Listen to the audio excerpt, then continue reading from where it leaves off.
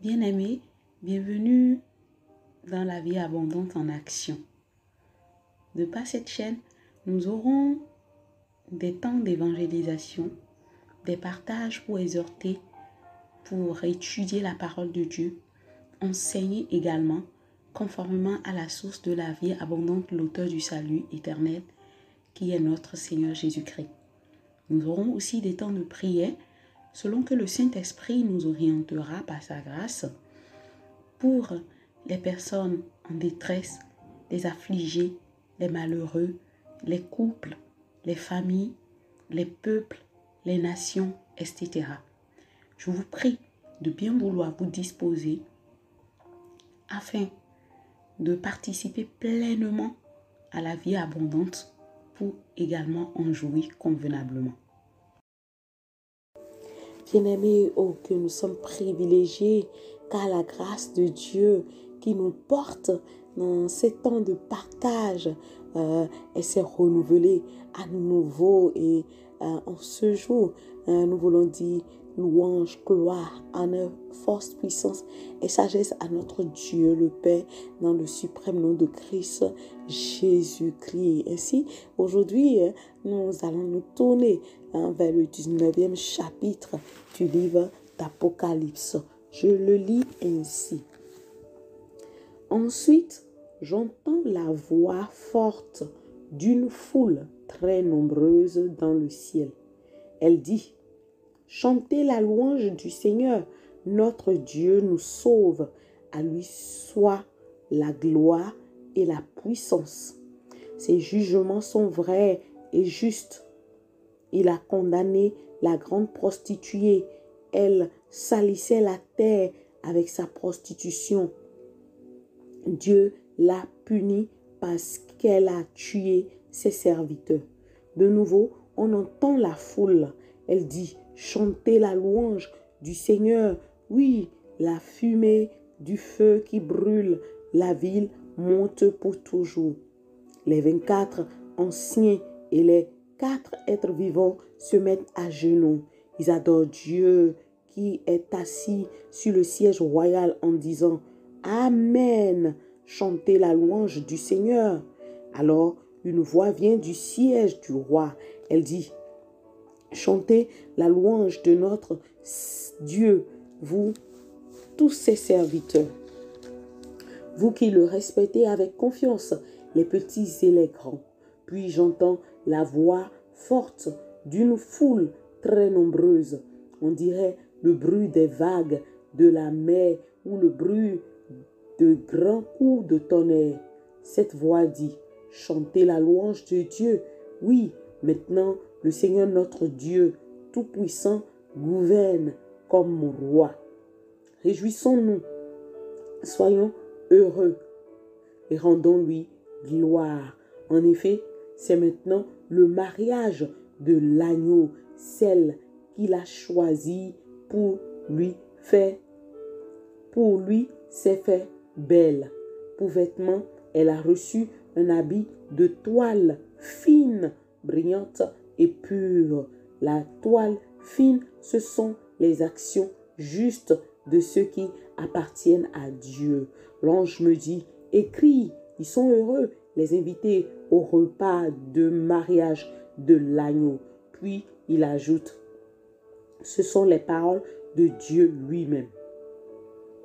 Alors, je me mets à genoux aux pieds de l'ange pour l'adorer. Mais il me dit: attention, ne fais pas cela. Je suis un serviteur comme toi et comme tes frères et tes sœurs qui sont les témoins de Jésus. C'est Dieu que tu dois adorer. Oui, être témoin de Jésus, c'est annoncer que les prophètes ont dit la vérité. Le cavalier montait sur le cheval blanc. Ensuite, je vois le ciel ouvert. Il y a un cheval blanc et son cavalier s'appelle Fidèle et Vrai. Il juge et combat au moyen de la justice. Ses yeux brillent comme du feu.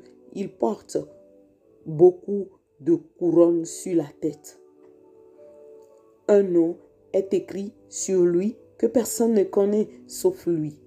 Il est habillé d'un vêtement couvert de sang et il s'appelle Parole de Dieu. Les armées du ciel le suivent avec des chevaux blancs. Tous portent un vêtement de toile fine, blanche et pure. Une épée pointue sort de la bouche de ce cavalier pour frapper les peuples de la terre. Il les dirigera très durement. Il écrasera le raisin dans le pressoir à vin de la terrible colère du Dieu Tout-Puissant. Sur son vêtement et sur sa jambe, un nom est écrit: Roi des rois et Seigneur des seigneurs. Puis je vois un ange debout dans le soleil. Il crie d'une voix forte, et tous les oiseaux qui volent très haut dans le ciel: Venez, réunissez-vous pour le grand repas de Dieu. Venez manger les rois, les chefs, les puissants. Venez manger les chevaux et leurs cavaliers.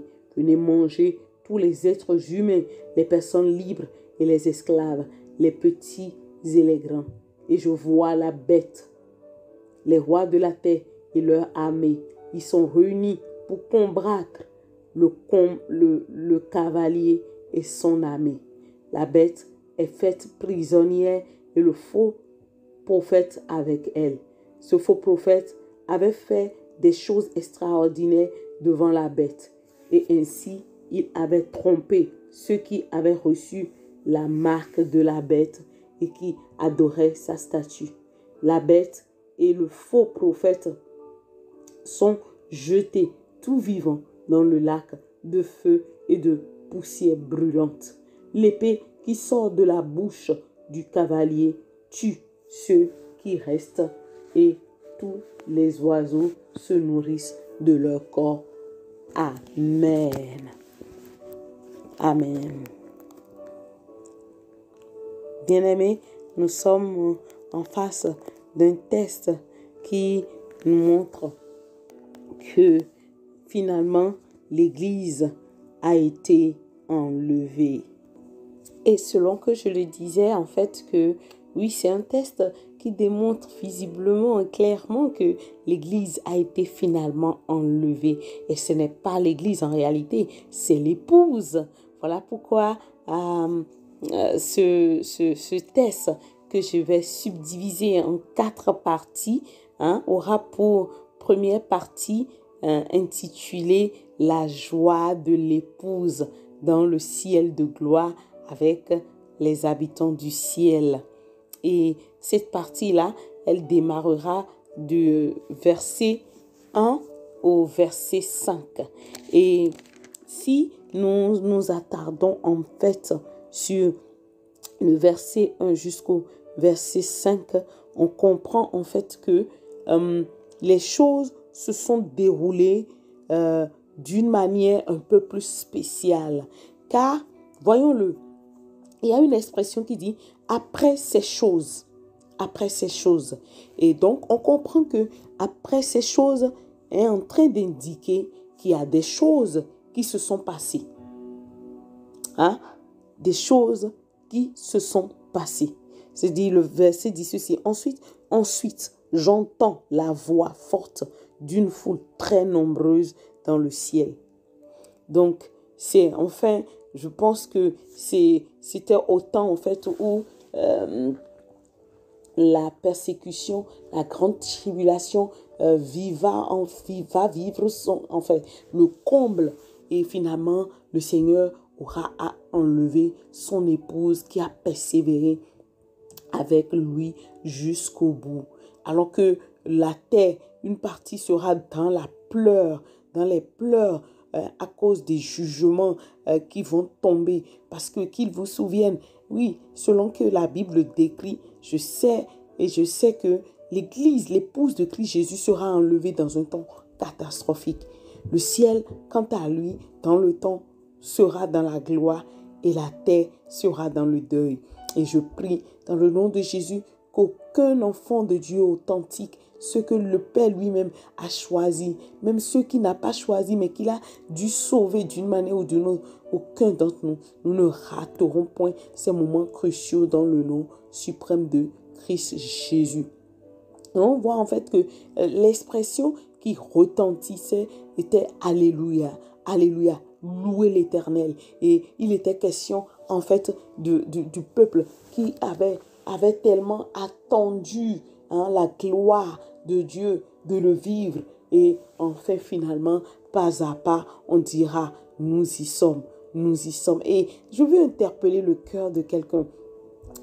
Est-ce que vous avez déjà effectué un examen et que vous avez tant attendu le résultat qui soit positif et finalement, après les périples, après peut-être vous êtes allé vers un tel tableau dans le lycée ou dans l'école pour chercher votre nom, vous ne l'avez pas trouvé sur ce tableau. On a dit non, les lettres-ci ont été affichées de tel côté et vous avez fait toutes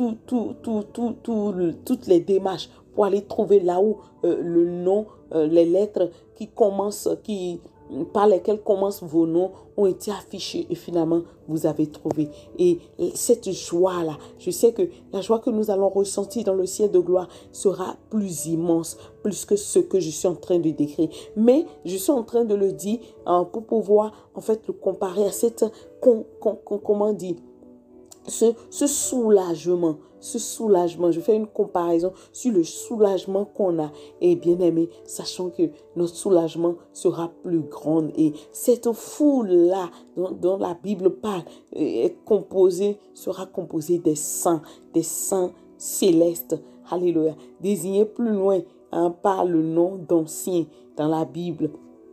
Et nous serons accompagnés également des saints anges. Alléluia. Je prie au nom suprême de Christ Jésus que rien ni personne ne nous limitera, rien ni personne ne nous détournera de cette bénédiction. Donc, on voit en fait que à travers le retentissement pour rendre la gloire à Dieu, la foule très nombreuse à célébrer d'abord les attributs de Dieu. Il dit salut, gloire et puissance sont à toi. L'œuvre de la rédemption est complète et les jugements du mal sont irrévocables. Pourquoi? Parce que l'Éternel, le Dieu des rétributions, rend certainement ce qui est dû à chaque personne. Et quand on voit encore le deuxième retentissement de gloire à Dieu, cela est toujours prononcé par la même foule qui confirme encore la faveur, la grâce que Dieu a eu pour se lever afin de protéger son épouse et de juger par une destruction Babylone, la prostitution et ses jugements définitifs. Et quelque part, vous qui vous souvenez, oui, moi j'avais la fois dernière distingué en tant que Babylone les Chinois, mais il n'y a pas que seul, parce que aujourd'hui, oui, si ce peuple-là est en train d'écraser comment dire, la parole de Dieu, de fouler à terre la parole de Dieu, il y a aussi les églises traditionnelles. Donc, en tout cas, moi, je ne veux inverser personne, mais que celui qui a des oreilles entende ce que l'Esprit lui dit. Enfin, le siècle se restreint aux saints célestes et on voit après que les quatre êtres vivants ainsi que les 24 anciens, les 24 vieillards, il retentit, il crie à nouveau avec un retentissement de alléluia, gloire à Dieu. Ils rendent ainsi hommage à Dieu pour ce qu'il est dans son essence et ils y ajoutent leur pleine soumission à sa volonté par le Amen. Amen. Amen. Et en conclusion, on peut comprendre par là que oui, c'est vraiment une atmosphère de gloire en même temps de joie. Et toute l'attention va vers le trône. Vous voyez, même l'ange qui était en train de montrer les choses à Jean ne devait pas avoir en fait d'attention.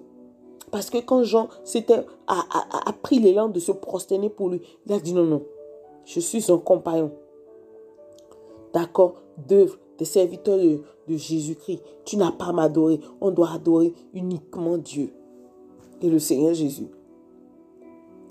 Vous voyez? Et c'est ça vraiment qui démontre la révérence, d'accord, des habitants du ciel à l'égard de Dieu. Et si cette révérence pourra localiser le peuple de Dieu sur la terre, ce serait quand même quelque chose. Ouais, ce serait quelque chose. Et la deuxième partie, on va nommer ça, en fait, le temps de mariage de l'agneau, les noces de l'agneau. Ça va commencer à partir du verset 6 au verset 10. Et enfin, on voit en fait un quatrième et un dernier retentissement d'Alléluia. Et ça introduit une célébration glorieuse du règne de Christ. Alléluia. Vous voyez comment Dieu le Père fait les choses? Il est juste stratège, notre Dieu.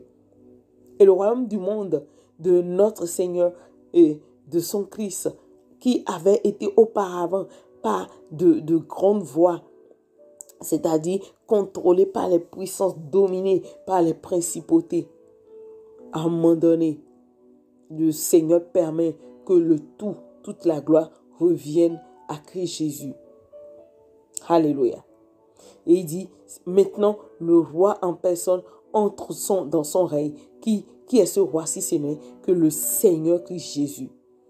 À l'issue de tous les jugements, il rentre maintenant, dans le sphère de la gloire. Et on comprend que le Seigneur Dieu a eu le soin de tout planifier. Vous voyez, pour régler le compte de toutes les forces qui se sont levées contre lui sur cette terre. Vous voyez, lui-même, il ne se déplace même pas. Il met en avant son fils. Il est largement suffisant. Ça, c'est ce qu'on appelle, en fait, la beauté de la royauté. Alléluia. Que Dieu nous donne de ressembler à Dieu le Père et aussi au Seigneur Jésus. Et chose impressionnante et glorieuse, on voit que c'était son moment, le moment de la célébration du Seigneur Jésus-Christ, et la foule nombreuse l'accompagne d'un déploiement de puissance qui sera comme de grandes eaux et fort tonnerre. Et cela vraiment démontre la plénitude de la joie qu'il y aura dans ce temps. Et si Dieu le roi fait des noces pour son fils, alléluia, l'agneau de Dieu, selon son propre dessein déterminé, annoncé dans les autres parties et encore dans un verset à côté, tout comme le livre de Matthieu chapitre 22 verset 2 le dit, on comprend pourquoi la femme, d'accord, de l'agneau qui est le Seigneur Jésus-Christ, l'épouse du Seigneur Jésus-Christ, s'est préparée. Oui, l'époux s'est préparé. L'époux s'est déjà préparé. Bien-aimé, tu vas dire, mais comment est-ce qu'on se prépare? Est-ce que quand bien même nous ne sommes pas encore morts et que l'avènement n'est pas encore là, est-ce que vous voulez dire par là que nous nous préparons? Oui, bien-aimé. Sache que toutes les fois où le Seigneur te donne la force de triompher sur la chair et sur ses œuvres, tu es en train ainsi de vaincre. D'accord? Et de te préparer pour les choses glorieuses à venir. Alléluia. Alléluia. Alléluia. Et la Bible dit que l'épouse du Seigneur sera sans tache, sans ride, sans souillure du monde. Alléluia. Voilà pourquoi le Seigneur Dieu va nous laisser traverser les difficultés là. D'accord? Afin que oui, c'est le sang de Jésus qui nous lave, mais nous avons besoin d'être épurés, d'accord, pour lui être glorieusement digne. Alléluia. Alléluia. Alléluia.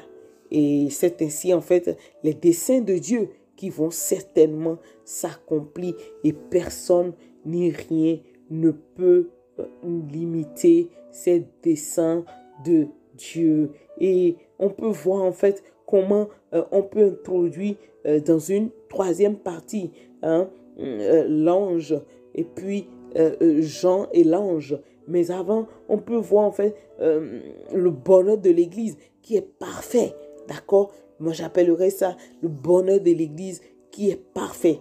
Alléluia. Aussi, celui des invités au banquet de noces. Alléluia. Alléluia de l'agneau. Et c'est bien nous. Alléluia. Alléluia. Alléluia. Et les martyrs de la grande tribulation, il paraît qu'ils ne sont pas inclus, c'est-à-dire les 144 000. Ils ne sont pas encore ressuscités ni glorifiés au moment des noces.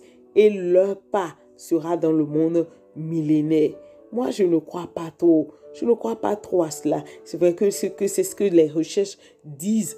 Mais je pense que les 144 000 sont principalement en fait l'ensemble des martyrs.